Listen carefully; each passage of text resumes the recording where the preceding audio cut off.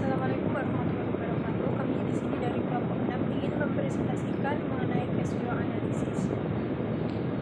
Sebelumnya perkenalkan nama anggota kelompok kami. Yang pertama yaitu ada M. Zakia Salsabila dengan NPM 175, yang kedua ada Bagas Arya Putra dengan NPM 303, yang ketiga ada Anissa Nur Beauty dengan NPM 328, selanjutnya ada M. Kaizar Al Ghifari dengan NPM 347, dan yang terakhir saya Diadri Linda dengan NPM 362.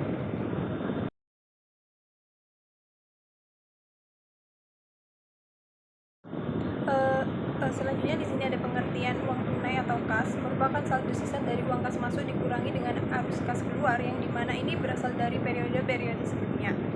Arus kas ini mengacu pada arus kas masuk dikurangi dengan arus kas keluar pada periode berjalan. Nah, untuk ukuran arus kas sendiri ini mengakui arus kas saat kas ini diterima walaupun belum tentu kas ini telah dihasilkan. Dan kemudian arus kas ini mengakui arus kas keluar saat kas dibayarkan melalui beban meskipun belum tentu telah terjadi.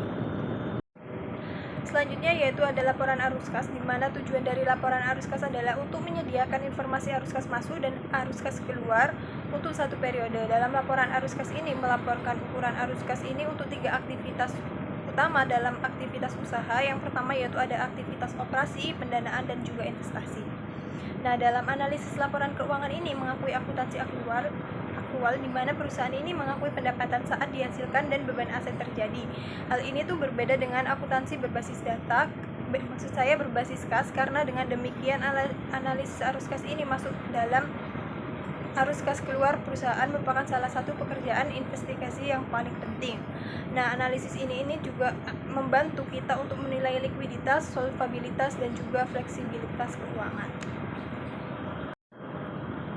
Selanjutnya yaitu kegunaan laporan arus kas ini penting bagi analisis dan menyediakan informasi pengguna laporan keuangan untuk mengetahui yang pertama yaitu berapa kas yang dihasilkan atau digunakan untuk operasi, yang kedua yaitu pengeluaran apakah yang dibayar dengan kas dari operasi, dan yang ketiga bagaimana dividen dibayarkan saat perusahaan mengalami kerugian operasi, dan yang selanjutnya yaitu berasal dari manakah kas untuk pembayaran utang, dan selanjutnya bagaimana kenaikan investasi didanai, dan berasal dari manakah kas untuk pembelian aset tetap baru, dan mengapa kas lebih rendah saat labanya meningkat, dan yang terakhir yaitu bagaimana penggunaan kas yang berasal dari pendanaan baru. Materi selanjutnya yaitu ada laporan arus kas berdasarkan aktivitas. Aktivitas operasi. Aktivitas operasi meliputi transaksi pada kas yang menghasilkan revenue dan expense atau yang berhubungan dengan operasi perusahaan, seperti transaksi kas yang terjadi saat perusahaan memberikan pinjaman dan pada saat perusahaan menerima pembayaran dari pemberian pinjaman tersebut. Terus ada transaksi kas yang terjadi saat perusahaan menerbitkan obligasi dan pada saat perusahaan membayar obligasi tersebut. Dan yang terakhir ada transaksi kas yang berasal dari shareholder pada saat perusahaan menerbitkan saham, pembelian kembali saham yang beredar atau treasury shares, dan pembayaran dividen. Selanjutnya yaitu ada menyusun laporan arus kas. Menyusun laporan arus kas ada 2 metode. Yang pertama metode tidak langsung dan metode langsung. Metode tidak langsung adalah dalam metode ini laba bersih disesuaikan dengan pos penghasilan non kas dan dengan akrual untuk menghasilkan arus kas dari operasi. Terus selanjutnya itu ada metode langsung. Arus kas yang dihitung dengan metode ini disediakan setelahnya sebagai perbandingan. Metode ini menyesuaikan setiap pos laporan laba rugi untuk akrual terkait, sehingga menghasilkan format yang lebih baik untuk menilai jumlah arus kas masuk atau keluar operasi. Metode langsung. Metode langsung atau metode masuk arus keluar melaporkan penerimaan kas kotor dan pengeluaran kas kotor terkait dengan operasi. Pada dasarnya menyesuaikan setiap pos laporan laba rugi dari dasar akrual menjadi dasar kas. Terus ada mengubah metode tidak langsung menjadi metode langsung, yaitu keakuratan konversi ini bergantung pada penyesuaian berdasarkan data yang tersedia dari catatan akuntansi eksternal. Metode konversi yang dijelaskan di sini cukup akurat untuk sebagai besar tujuan analisis. Analisis implikasi arus kas. Informasi arus kas memiliki beberapa implikasi pada analisis keuangan. Bagian ini akan membahas beberapa implikasi yang signifikan. Yang pertama ada keterbatasan pelaporan arus kas. Itu yang pertama, tidak diharuskan pengungkapan terpisah untuk arus kas yang terkait dengan pos luar biasa atau operasi yang digantikan. Yang kedua ada bunga dan dividen yang diterima serta bunga yang dibayarkan dikelompokkan sebagai arus kas operasi. Banyak pengguna laporan menganggap bahwa bunga yang dibayar sebagai arus kas keluar pendanaan serta bunga dan dividen yang diterima sebagai arus kas masuk investasi. Yang ketiga ada pajak dikelompokkan sebagai arus kas operasi. Pengelompokan ini dapat mendistori analisis masing-masing. Ketiga, aktivitas jika manfaat atau biaya pajak yang signifikan dialokasikan pada aktivitas tersebut dengan cara tidak proporsional. Yang keempat ada pemindahan laba rugi penjualan aset tetap atau investasi sebelum pajak dari aktivitas operasi, distorsi analisis aktivitas operasi dan aktivitas investasi. Hal ini karena pajak yang terkait tidak dipindahkan melainkan tertinggal dalam total beban pajak dalam aktivitas operasi. Yang kedua ada interpretasi arus kas dan laba bersih. Fungsi laporan laba rugi adalah untuk mengukur profitabilitas perusahaan untuk suatu periode. Laporan laba rugi mencatat pendapatan yang dihasilkan atau yang disebut dengan earned dan beban saat terjadi atau incurred. Tidak ada laporan lain yang mengukur profitabilitas dengan cara ini. Namun, laporan laba rugi tidak menunjukkan waktu arus kas masuk dan kas keluar maupun dampak operasi terhadap likuiditas dan solvabilitas. Informasi ini tersedia dalam laporan arus kas yang menyajikan aktivitas operasi, investasi, dan pendanaan secara terpisah. Arus kas dari operasi merupakan pandangan yang lebih luas atas aktivitas operasi dibandingkan dengan laba bersih. Harus diingat bahwa ukuran bersih baik itu laba bersih maupun arus kas operasi memiliki manfaat yang terbatas.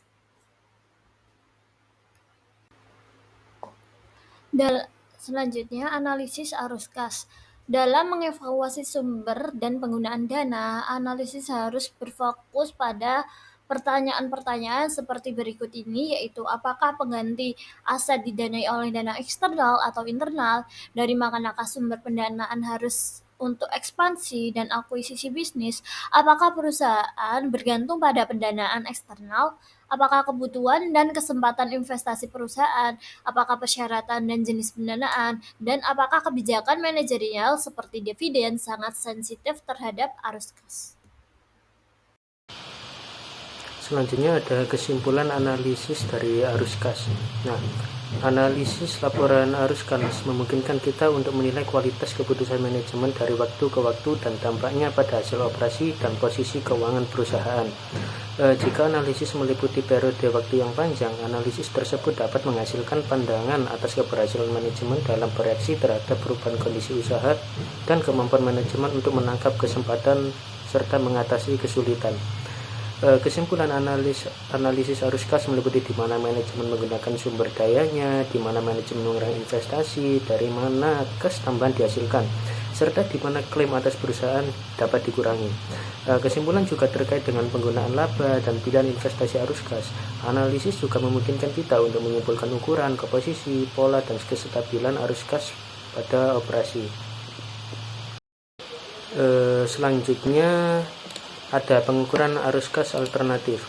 Pengguna laporan keuangan kadang menghitung laba bersih ditambah penyusutan dan amortisasi sebagai ukuran kasar arus kas operasi.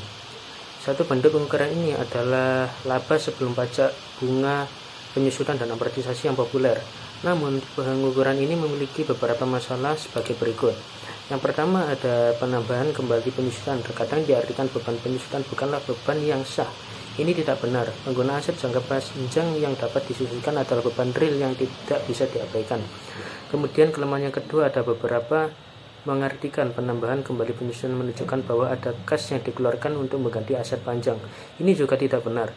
Penambahan kembali beban penyusutan tidak menghasilkan kas. Penambahan ini hanya menihilkan beban non-kas dari laba bersih. Kas diberikan oleh aktivitas operasi dan pendanaan, bukan penyusutan. Dan yang terakhir, yang ketiga adalah laba bersih ditambah penyusutan mengabaikan perusahaan akun-akun modal kerja yang merupakan bagian dari arus kas bersih dari aktivitas operasi.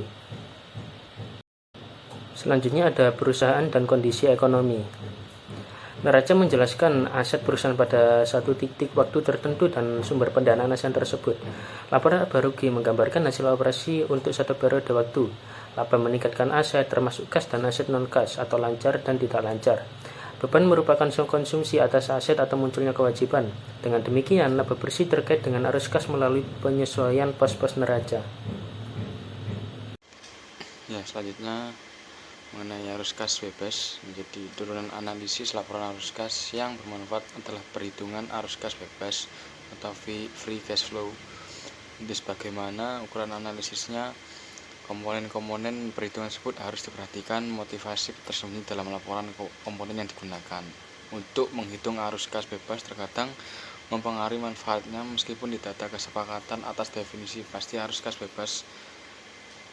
Berikan salah satu pengukuran arus kas bebas yang bermanfaat, yaitu ada dua ya dalam arus kas dari operasi. Yang pertama, pengukuran modal bersih untuk mempertahankan kapasitas produksi, ini seperti termasuk perbaikan aset tetap atau seperti pabrik dan peralatan dan pembelian aset baru seperti itu. Kemudian yang kedua, dividen saham preferen dan saham biasa dengan asumsi kebijakan pembayaran dividen tunai. Nah, yang kita tahu, yang preferen ini pemegang saham preferen memiliki hak istimewa untuk menerima dividen tetap sebelum pemegang saham biasa. Nah, untuk dividen saham biasa ini, pemegang saham biasanya hanya menerima dividen setelah dividen saham preferen dibayar, gitu. Kemudian arus kas sebagai validasi. Yang ke-8, untuk kelayakan pendanaan pengeluaran modal. Yang kedua, sumber kas dalam pendanaan substansi. Ketiga, ketergantungan pada pendanaan eksternal atau kewajiban vs ekuitas. Dan yang keempat, kebijakan dividen di masa depan. Kelima, kemampuan untuk memenuhi persyaratan utang. 6, fleksibilitas keuangan untuk menghadapi kebutuhan dan kesempatan tidak diantisipasi. Ketujuh, praktik keuangan oleh manajemen. Dan yang ke-8, kualitas laba rugi. Nah, jadi untuk kelayakan pendanaan pengeluaran modal itu ya investasi jangka panjang dalam aset tetap, seperti peralatan, bangunan, dan infrastruktur itu.